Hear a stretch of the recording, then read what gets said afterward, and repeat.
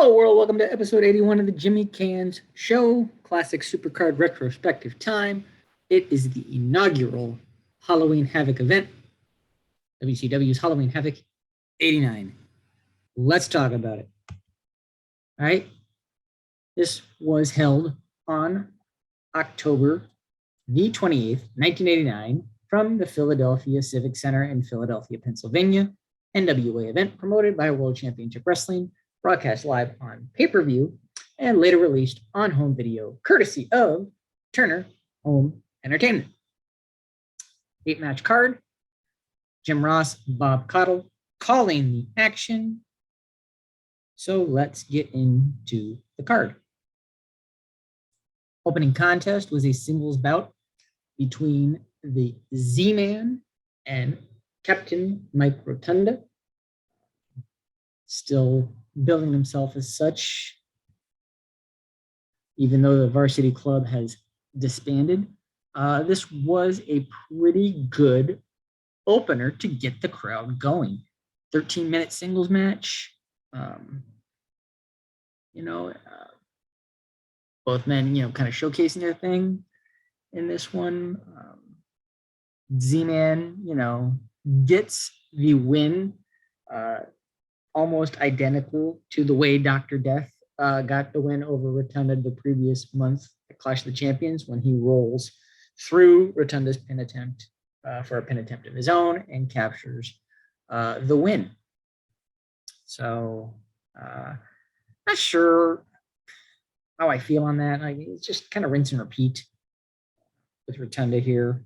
I think it was shortly after this, Rotunda kind of departs for a while. And then he does end up coming back about the middle of the following year, fully embracing the captain moniker. Taking it to the the literal nautical sense, as he starts, coming out sporting a captain's hat and the nautical theme. It's kind of funny. But anyway, let's get on to the second match. It was a 6-man tag. The Samoan SWAT team with the Samoan Savage, now represented by the Big Kahuna Oliver Humperdinck, taking on the team of the Midnight Express, Sweet Stan Lane, Beautiful Bobby Eaton, with James E. Cornette in their corner, teaming with Dr. Death, Steve Williams. This,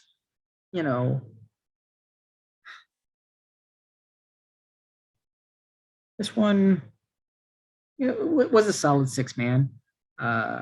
Eventually chaos ensues close to the 18-minute mark. Not too surprising. The Samoans shove Stan Lane into Cornette, who was up on the apron, leading to the collision and the disorientation of Lane. He falls backwards, allowing the Samoans to get the pin and the win. So, trying to build up the Samoan faction under new management in this one. Next was nothing more than an enhancement match, really. Tommy Wildfire Rich taking on the Cuban Assassin. Rich gets the win in this one. No big surprise, around 8 minutes with a Fez press. Not a lot to talk about here. I can't stand enhancement matches on pay-per-view. NWA World Tag Team Championships are on the line next, when the Freebirds, Jimmy Jam Garvin and Michael P.S. Hayes, defend against the Dynamic Dudes, Shane Douglas, Johnny Ace, who had James E. Cornette with them as a consultant. They were trying so hard to get the Dudes over, and the crowd just was not having it. They were booing the Dudes unmercifully from the off. And this one, crowd was behind the Freebirds, even though the Freebirds are the heels. Just kind of, sign of the times. The Birds get the win when Garvin reverses their wipeout finisher and pins Douglas when Hayes pulls Johnny out of the ring as they're trying to execute the maneuver and holds him on the outside while Garvin covers Douglas. So winners and still tag team champions, the Fabulous Freebirds. Another tag team match, the new tag team of Doom. Masked Doom, represented by their manager, Woman, formerly Robin Green, taking on Rick and Scott, the Steiner brothers. Fantastic match. The athleticism in this one, off the charts. I mean, what can you say about, 80s to mid 2000s tag team wrestling? I mean, some of the greatest teams competed during this time frame. Steiners, Doom, Skyscrapers, Road Warriors, Hard Foundation, Demolition, Rougeos, Rockers, Powers of Pain, the list goes on. Miracle Violence Connection, Freebirds. I mean, just the list goes on and on and on. From in that 80s to mid 2000s, Edge and Christian, Dudley's, Steiners. Edge and Christian, Hardy's, Dudley's come along. Just amazing New Age Outlaws. I mean, like I said, I could just keep going and going and going. It's just phenomenal tag team wrestling throughout this time frame. Doom does end up getting the win in this one via nefarious tactics when a woman loads one of their masks with a foreign object. Headbutt later, 1, 2, 3. Doom are your winners. Next up for the NWA United States Championship, total package, Lex Luger, your champion, defending against Flying Brian Pillman. Unfortunately, we're still in a time when Pillman, despite all of his charisma and athleticism, cannot quite overcome the stigma of his size. This is not Vince McMahon in terms of, only the Giants can be champions. But, it's still a point in time where, if you're not at least 6'3", 6'4", the likelihood of you holding a singles title is pretty bleak. So Luger, goes over in this one, and actually goes over clean. Even though he's the heel, it's a clean win for the heel, which is an unusual thing to see back then. He hits the kind of hangman hot shot spot over the top rope and is able to cover Pillman for the 3 count and retain his championship. So really solid match here. Another tag team contest. The Road Warriors, Hawk and Animal, represented by their manager, Precious Paul Ellering, taking on the Skyscrapers, Sid Vicious, Dangerous Dan Spivey, with their manager, Theodore Long. This is just power move after power move after power move with some rest moves in there. What else do you expect with these 4? To be quite frank,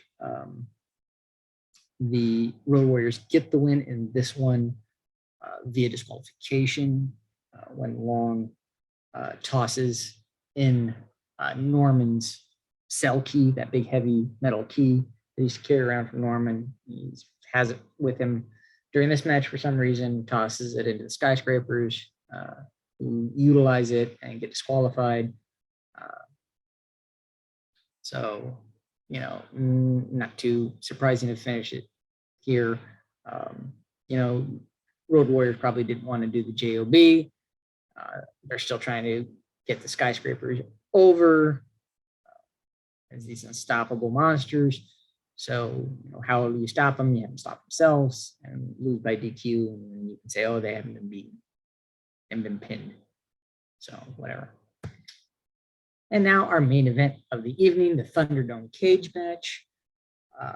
Tag team contest, your NWA World Champion, Nature Boy Ric Flair, teaming with Sting, taking on the team of the NWA World Television Champion, the Great Muta, represented by Gary Hart, teaming with Terry Funk. Special referee in this one, the living legend himself, Bruno Sammartino. Flair and Sting are seconded by Ole Anderson. As you know, the rules in this one are, no pinfall, no count out, no submission. Only way to win is to have your second manager, whatever you want to call them. They refer to him as the Terminator, the match Terminator.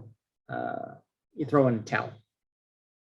So, Thunderdome cage, it was kind of the predecessor to what is the Hell in a Cell now. When you really stop and think about it, this is the first, large cage to encompass the ringside area and not just the ring itself. It's the first cage to actually be lowered from the ceiling and not constructed, between matches. It's got no door. It's kayfabe build, as the top section is electrified, which goes completely out the window early in this one.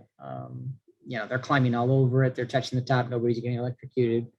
I mean, obviously it wasn't really electrocuted, but you bill it as electrocuted, and then you have everybody just crawling all over it and touching it and not selling it. It's just kind of silly. Very long match. Some cringy spots, that just look kind of silly, but it's the 80s and everything. So what have you. Sting and Flair end up getting the win in this one when Ole hits Gary Hart, causing Hart to lose the towel. It goes flying out of his hand, lands on Bruno's back. He turns around, he sees Ole still holding his towel, realizes that it's Hart's towel, and calls for the bell. I mean, Hart didn't really throw it in. It's kind of knocked out of his hand, but is what it is. Your winners, Flair and Sting. So that was the inaugural Halloween Havoc. I'm going to be honest with you. I didn't think it was really that strong of a show.